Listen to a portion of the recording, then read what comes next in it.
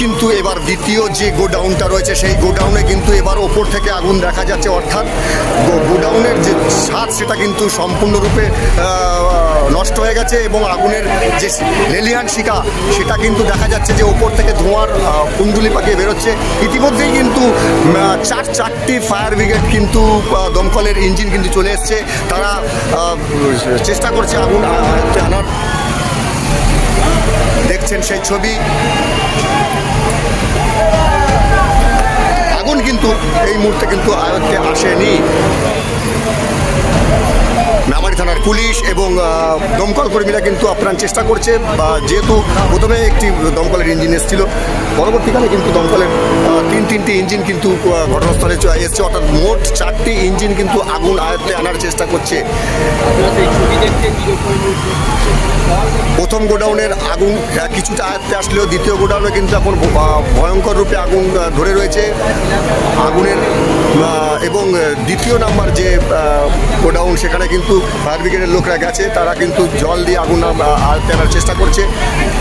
এরপর যে গোডাউনটা রয়েছে 3 নম্বর গোডাউন, অর্থাৎ সেখানেও কিন্তু ফায়ার ব্রিগেডের লোকরা যাতে আগুন না লাগে তারা চেষ্টা করছেন আগুন আয়ত্তে আনার।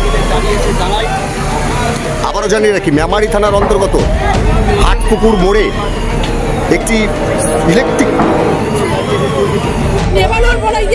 বলছি কখন আগুন লেগেছে? এখন কি আপনাদের ক্ষোভটা কেন?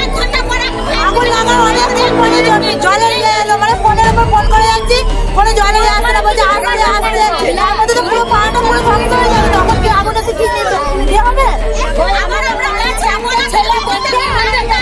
ছোট ছোট বাচ্চাদের আজকে আমাদের বাচ্চাদের কি হাল, আমি রাস্তায় এসে বসে আছি।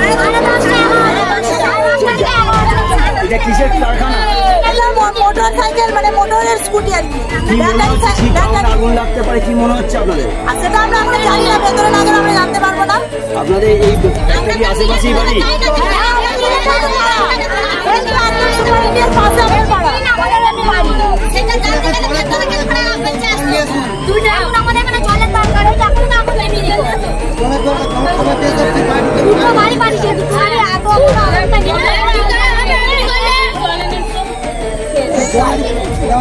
কি চাইছেন আপনারা এখন?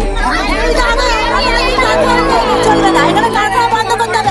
যেহেতু একটা জনবসতি এলাকায় একটা পাশে কারখানা থাকলে বিভিন্ন দিক থেকে দূষণ হচ্ছে, তার মধ্যে একটা দুর্ঘটনা হয়ে গেল।